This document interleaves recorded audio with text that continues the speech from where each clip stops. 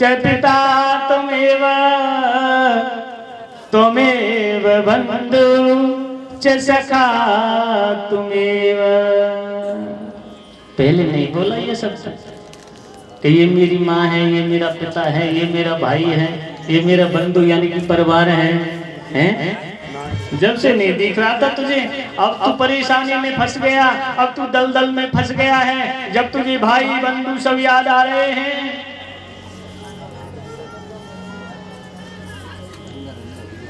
आज वही गजेंद्र जो किसी को नहीं समझता, अपने सामने किसी को नहीं ठहरने देता, आज वही गजेंद्र जिसने कभी जीवन में गोविंद का स्मरण नहीं किया, आज वही गजेंद्र मेरे गोविंद के चरणों में गिर गया है। सुखदेव जी कहने लगे राजन, देखिए अभिमान किस बात का, अभिमान किस बात का, अभिमान हमको करना ही नहीं चाहिए। भगवान ने भेजा है प्रभु का चिंतन करने के लिए, मनुष्यों की सेवा करने के लिए, परिवार में प्रेम से रहने के लिए। ये मनुष्य जीवन ऐसा है, इसमें आप प्रेम से रह सकते हो। पता नहीं दोबारा आपके लिए मनुष्य जीवन मिलने वाला है या नहीं मिलने वाला है, कौन कह सकता है। और इस मनुष्य जीवन में हम आ गए और फिर भी लड़ते झगड़ते इस जीवन को निकालेंगे तो क्या मतलब है महाराज। बड़े भाग्य मानस तन पावा, सोर दुर्लभ सब ग्रंथन गावा। बड़े भाग्य मानस तन पावा। प्यारे, इस मनुष्य शरीर की कोई कीमत नहीं है। आप कुछ भी खरीद सकते हो, पर लेकिन ये मनुष्य का प्रेम नहीं खरीद सकते। प्रेम तो प्रकट किया जाता है, प्रेम तो बनाया जाता है। आदर सत्कार तो हम तुमको बनाना पड़ता है। आप करोड़ों रुपए से कुछ भी खरीद सकते हो, पर आपको बाजार में प्रेम नहीं मिलेगा, बाजार में आपको भाव नहीं मिलेगा, बाजार में आपको संतुष्टि नहीं मिलेगी, बाजार में आपको सुखमय समृद्धि नहीं मिलेगी।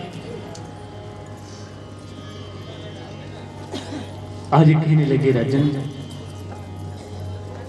जब जब इस पृथ्वी पर पापाचार अत्याचार होता है, मेरे गोविंद नए नए अवतार में आते हैं इस पृथ्वी पर। जब जब हो ये धर्म की हानि, बाढ़ो असुर अधम अभिमानी। जब जब हो धर्म की हानि, जब जब इस पृथ्वी पर पापाचार अत्याचार होता है, तब तब मेरे गोविंद अलग अलग अवतारों में आते हैं। मेरे गोविंद को किस किस अवतार में आना पड़ा है आपको पता है? सुगर यानी कि 12 भगवान का अवतार भी लेना पड़ा।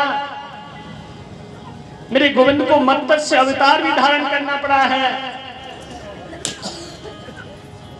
हमारे 23 अवतार हो चुके हैं,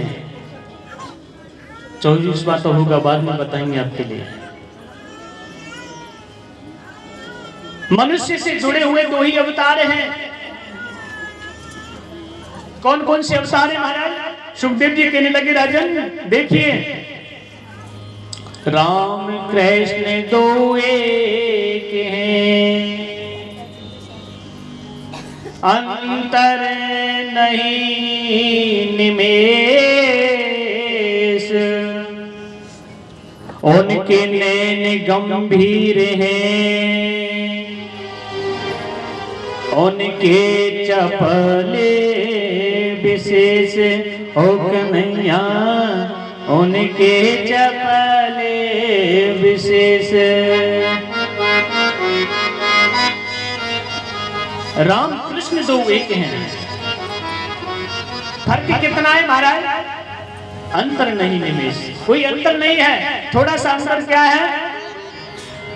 उनके नैन गंभीर हैं, राम जी के नेत्रों में गंभीरता है। उनके चपल विशेष और कन्हैया के नेत्रों में चंचलता है, चपलता है।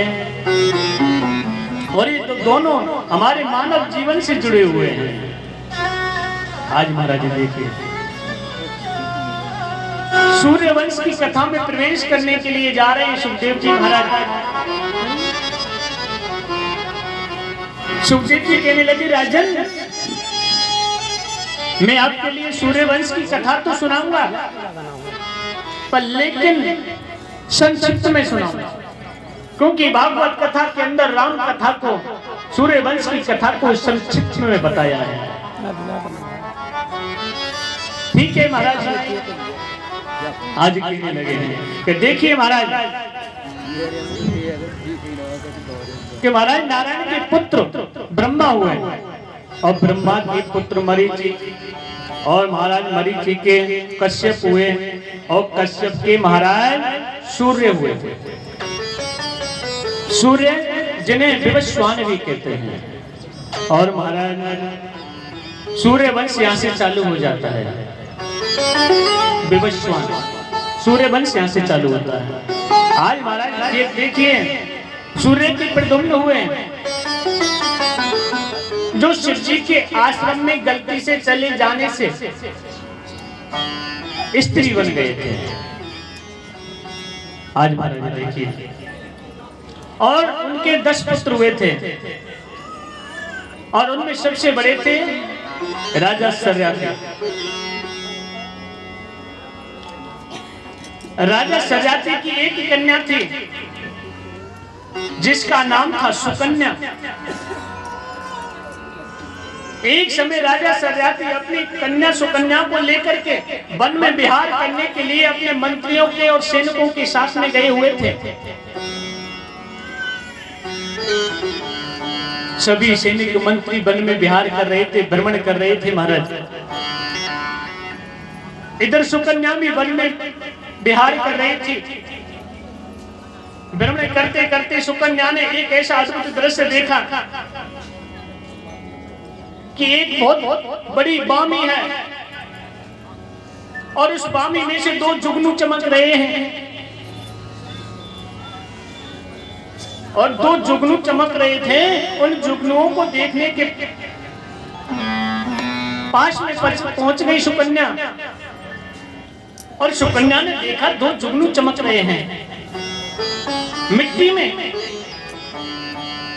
सुकन्या ने सोचा ये क्या है, बड़ी चमक है। सुकन्या ने एक कांटा लिया कंटक, और कांटा लेकर के सुकन्या ने दोनों जुगनुओं को भेद दिया। अब तो जैसे भेदा महाराज, दोनों जुगनुओं में से रक्त बहना प्रारंभ हो गया। बड़ी तीव्र गति से रक्त बह रहा है। इधर जैसे ही रक्त बहने लगा, सुकन्या घबरा गई। मुझे पता नहीं था इसमें कोई ऋषि मुनि तपस्या कर रहा है। उस ऋषि के ऊपर बामी छड़ी हुई थी, मिट्टी छड़ी हुई थी। एकदम घबरा करके अपने पिता सर्याती की तरफ दौड़ने लगी। इधर सभी सैनिक मंत्रियों का मन मुक्त बंद हो गया। वो भी राजा सर्याती के पास में दौड़ रहे, महाराज हमारी रक्षा करो, हमारी रक्षा करो, हमें बहुत कष्ट हो रहा है। राजा सर्याती ने कहा, आपने कोई जघन्य अपराध तो नहीं कर दिया? क्योंकि इस वन में, इस भूमि पर संत महात्मा तपस्या करते रहते हैं। उसी क्षण रोती हुई बिलखती हुई सुकन्या पहुंच गई और कहा, पिताजी मेरे से ऐसा लगता है जघन्य अपराध हो गया है। मैंने 2 जुगनुओं को भेद दिया, उनमें से रक्त बह रहा है। इतना कहा, बेटी तुझे पता नहीं है इस वन में चमन ऋषि तपस्या कर रहे हैं। आज राजा सर्याती ने जाकर के देखा, महाराज चमन ऋषि के नेत्रों में से रक्त बह रहा है। पहले साधु संत महात्मा ऋषि मुनि जब तपस्या करते थे ना, तो उनके शरीर पर मिट्टी चढ़ जाती थी। ये सत्युग की बातें हैं। आज महाराज राजा सजाती कहने लगे, बेटी तूने एक ऋषि का अपमान किया है और उस ऋषि को, चमन ऋषि को तूने नेत्रहीन कर दिया। अब उसका जीवन में कोई सहारा नहीं है। अब एक ही मेरे पास में रास्ता है और दूसरा कोई रास्ता नहीं है। मैं तेरा विवाह चमन ऋषि के साथ में करके ही जाऊंगा।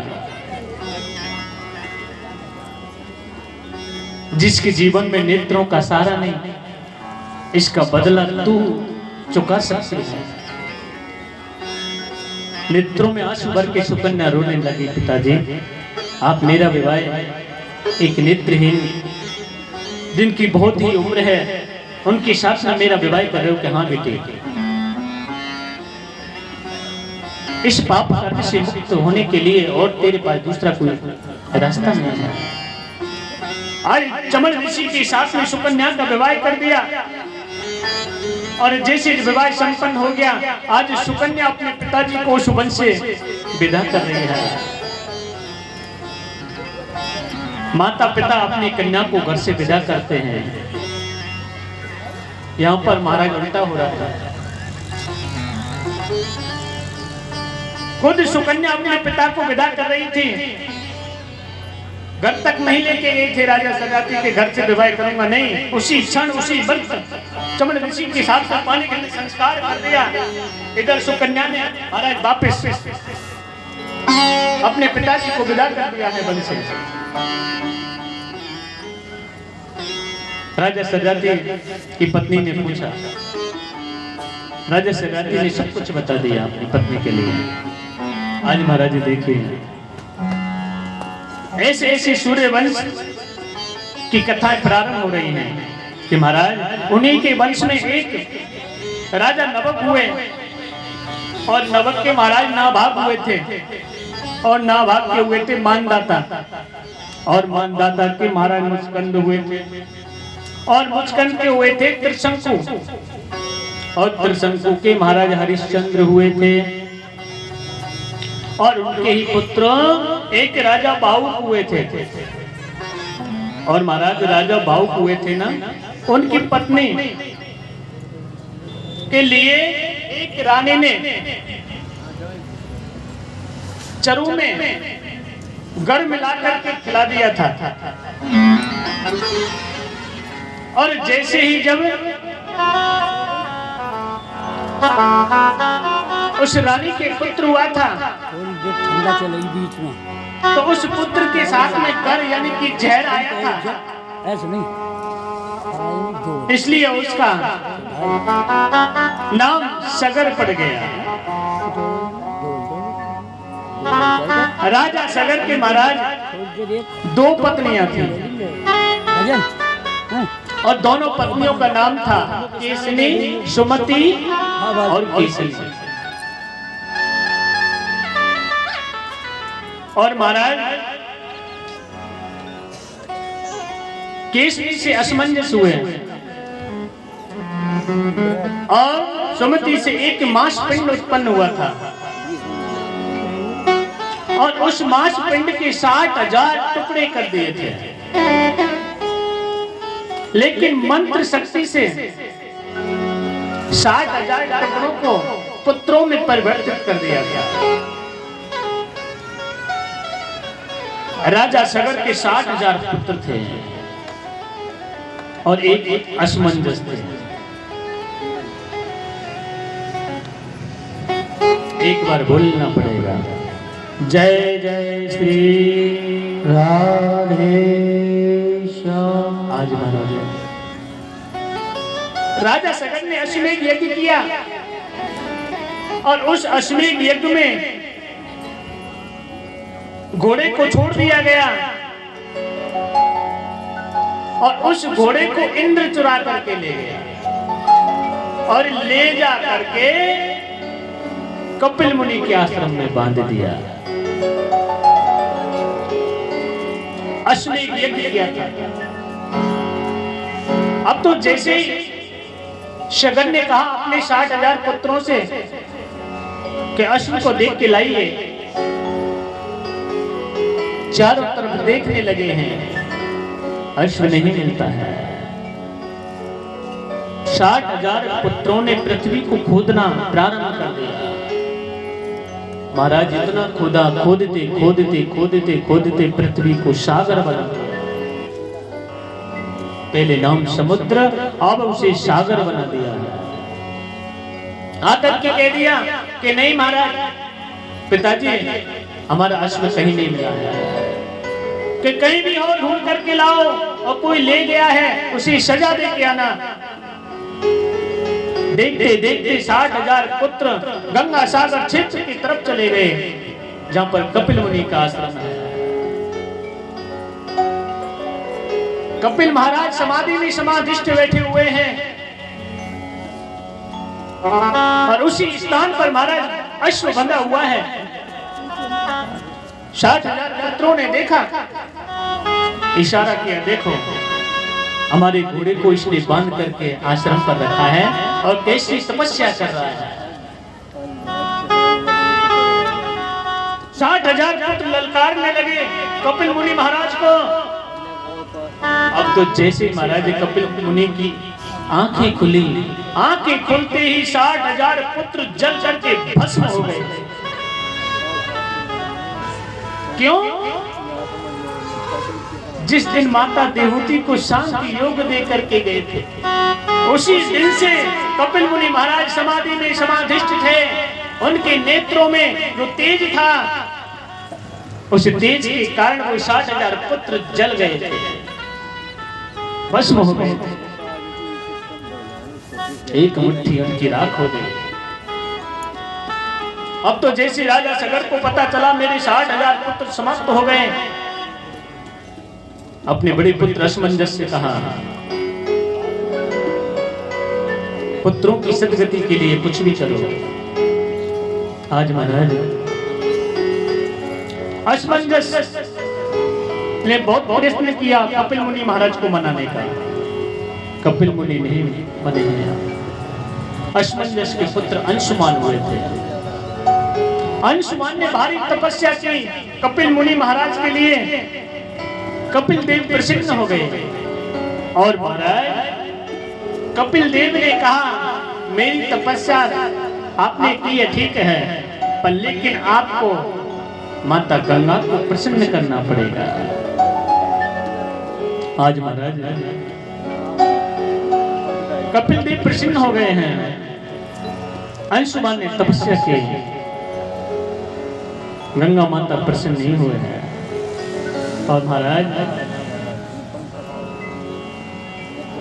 उनके पुत्र दिलीप और उनके पुत्र भागीरथ हुए।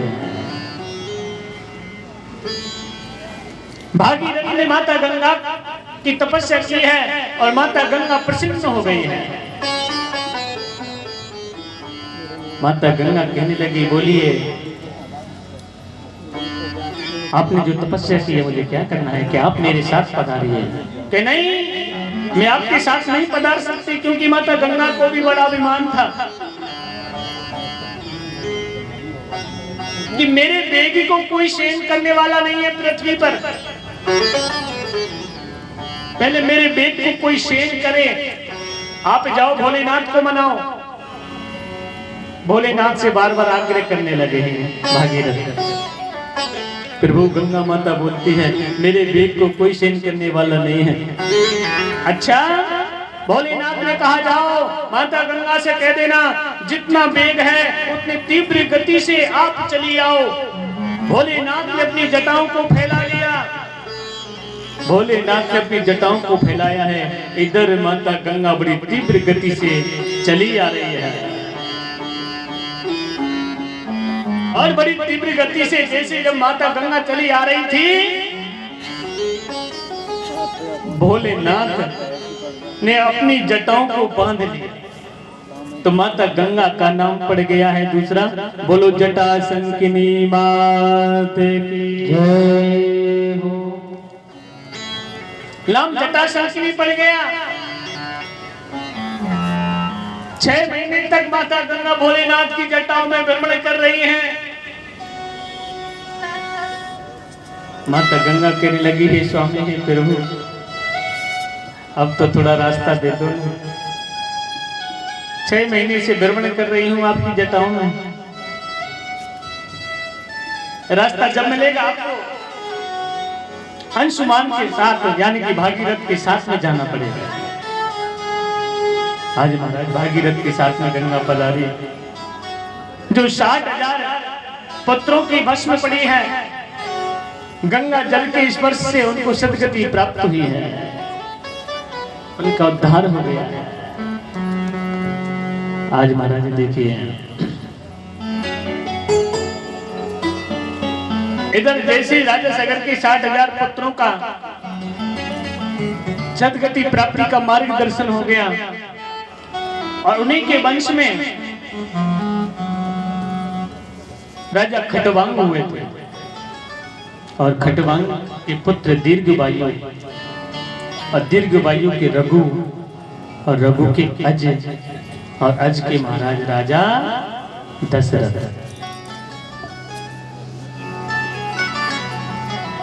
सूर्य वंश कितना लंबा है। राजा दशरथ कहाँ के रहने वाले हैं? ओ मैया कहाँ के रहने वाले हैं? अरुआ के आवाज ना रही ऐसे लगे अयोध्या के अवधपुर नगरी के रहने वाले हैं। राजा दशरथ की 3 पत्नियां हैं महाराज। कौशल्या, सुमित्रा, कैकेयी। राजा दशरथ जिनके मेलों में कोई चीज का ठिकाना नहीं है, 3 ही पत्नियां होते हुए बस एक ही दुख है, राजा दशरथ के मेलों में एक पुत्र नहीं है, एक भी पत्नी के पुत्र नहीं है। राजा दशरथ ऊंचे सिंहासन पर बैठे बैठे भगवान का चिंतन कर रहे हैं, प्रभु का मनन कर रहे हैं। प्रभु 3 पत्नियां होते हुए भी मेरे घर में एक पुत्र नहीं, एक दीपक नहीं जो प्रकाश कर सके। आज महाराज प्रभु से विनती कर रहे हैं, एक लालसा है मन माही, भई गिलान मोरे सुतनाई। राम सिया राम जय जय राम, राम सिया राम जय जय राम। एक लालसा है मन माही, मन यानी कि मन हृदय को कहते हैं। मेरे हृदय में एक कष्ट है, भाई गिलान मोर सुतना ही, एक गिलानी है। अगर 3 पत्नियों के एक के भी पुत्र होता तो उसी से अपना जीवन निकल जाता। घर में एक छोटा सा बालक ना, वो घर सूना सूना लगता है। आप घर में कभी लाइट दीपक मत जलाओ, भगवान की धूपबत्ती अगरबत्ती भगवान के सामने दीपक मत जलाओ, वो घर कैसा लगता है? 10 दिन के लिए आप मकान को बंद कर दो, लाइट बत्ती बंद कर दो, दीपक मत जलाओ, वो घर कैसा हो जाएगा? उस घर में रहने की इच्छा नहीं होती है, कबूतर आके बैठने लग जाएंगे। प्रभु बस एक यही इच्छा है, प्रभु को याद कर रहे हैं, बैठे बैठे चिंतन कर रहे हैं, नेत्रों से आंसू बह रहे हैं राजा दशरथ के। शरणे शरणे प्रभु, शरणे शरणे प्रभु, शरण तुम्हारी हो।